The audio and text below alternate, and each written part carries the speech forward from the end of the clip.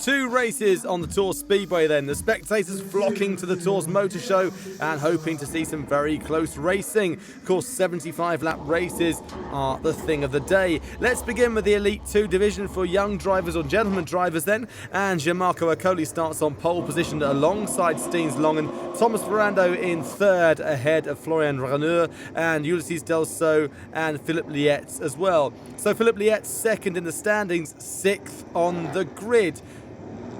The top 10 then made up of car number 56 with Del Flandre, then it's 66 Malcharek, and then 51 Tino Arroyo Salvador, followed by 54, that is Carol Perrin, as the cars now jostle for position on the start of the race.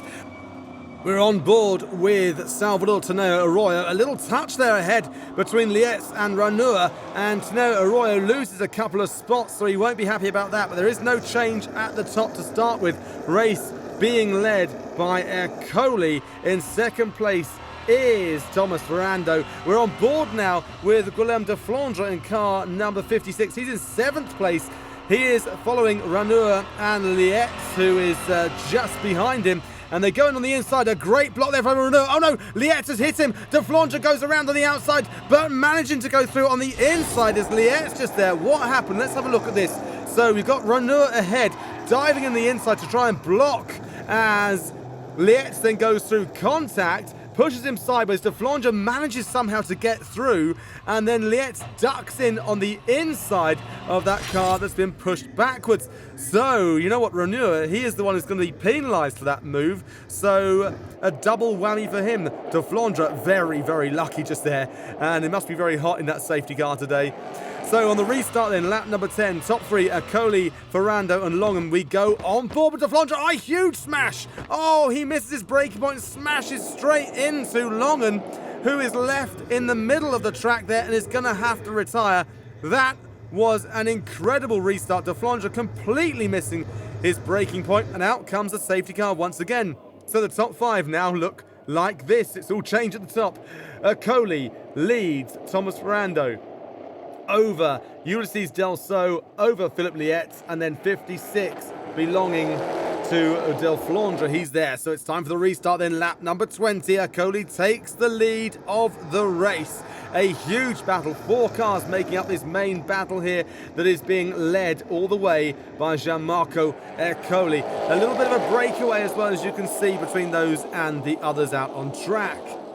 Very, very wide line there. Didn't see who that was, but running extremely wide just behind that pack. And an even bigger gap now created. Top four well ahead of fifth place. But at the moment, Ercole seems to have the lead. Thomas Ferrando chasing him down in car number 37, but can't seem to get very close at all. Then it is number 3, belonging to Ulysses Delceau, trying to push on as much as he can. This is the battle for fifth place then, car number 54, that is Carol Perrin, the leader of the Lady Cup, doing very well. Got to be very careful of Christian Malcharek, the Slovakian, really close to the Frenchman. We're on board with Tino Arroyo, and he's behind Malcharek in car number 66. Carol Perrin in car 54 is resisting all the attacks put upon her in her Chevrolet car 54. Look how close they are. It really is bumper to bumper. Carol Perrin doing all she can, with Malcharek and Tino Arroyo right behind. On board then with Tino Arroyo, you can see Malcharek there diving on the inside. Carol Perrin missing the apex. She's lost the place, but she still leads the Lady Cup ahead of this lady, Francesca Lanosi, in car number 99. Second in the Lady Cup, ahead of Gabriela Prado in car number 21. Fantastic racing from the ladies as well. And Carol Perrin really mixing up at the front just there. As we look at the battle for first, very, very close. Ercole leads, while Tino Arroyo, he then tries the outside line and overtakes both 67 Philippe Lietz and number 66 of Malcharek too. So the battle for fifth place is pretty strong. Tino Arroyo lost 2 spots with his move. A bad choice there for the Spaniard. Didn't pay off for him that time around. But incredible racing, as we've said so many times during the Euro NASCAR series, the Whelen series here. And we go on board now with Pierre Rocher. He has driven here 3 times at the Tours Speedway, and the battle is really strong between him and Carol Perrin. So it's the battle for 9th place at the moment. Pierre Rocher, car number 4, leading just ahead of 54, the green and black car being driven by the leader of the Lady Cup. That is Carol Perrin. Back on board we go then with Rocher, who's sliding a little bit here. Maybe his tyres are starting to overheat. That's going to make it very, very tricky. And a little bit of a bump there. You can see him really trying to battle with that steering, trying to get the car around as best he can. But the tyres really starting to give up on him, as you can see as well. Heading around, he's got Carol Perrin right on the back. Oh, right on the back. Carol Perrin knocks into the back of him. Pushed by Carol Perrin. He spins, and Carol Perrin dives through and benefits from the slide there of number 4. Let's have a quick look there. As he goes around car number 4, not great for him. So out comes the safety car, and Carol Perrin is going to get a 30-second penalty for the avoidable contact. Well, there you go. 15 laps to go in this race. The fans have seen everything so far today. So with the restart, the top 8 look like this. We have got Gianmarco Accoli ahead of Thomas Ferrando.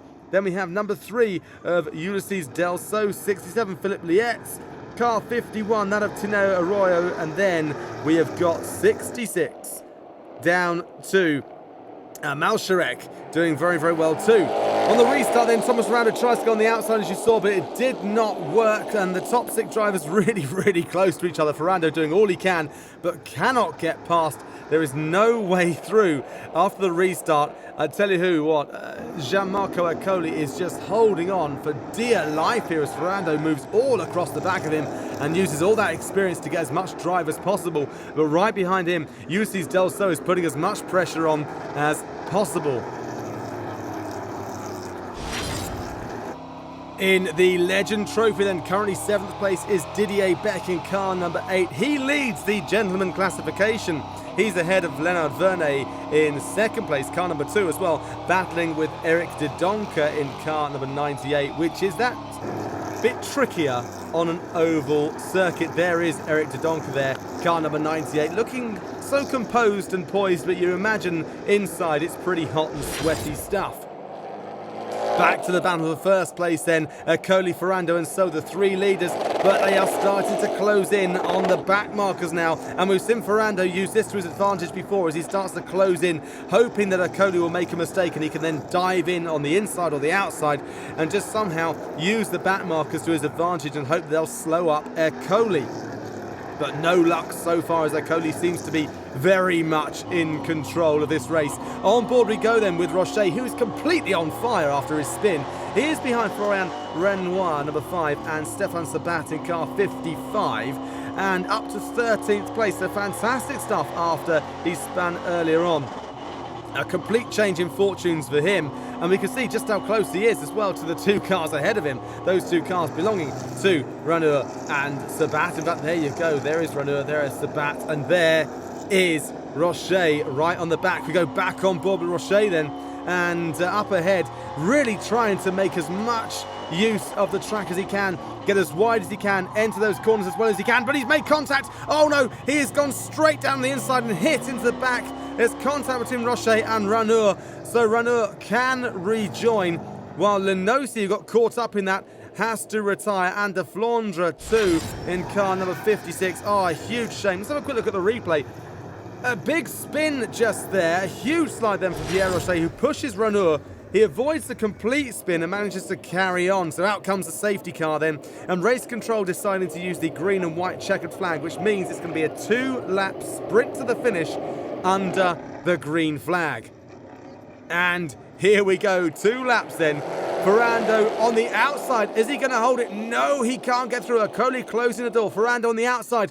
He looks like he's now been trapped by Ulysses Delso, who has got him on the inside, takes 2nd place. The Knauf Racing Team driver doing everything he can to overtake Accoli and Ferrando as well, but he cannot do anything. The white flag goes down, which means Accoli has to hold on now, stay composed, do all he can to get round the last couple of turns, and he will win the race.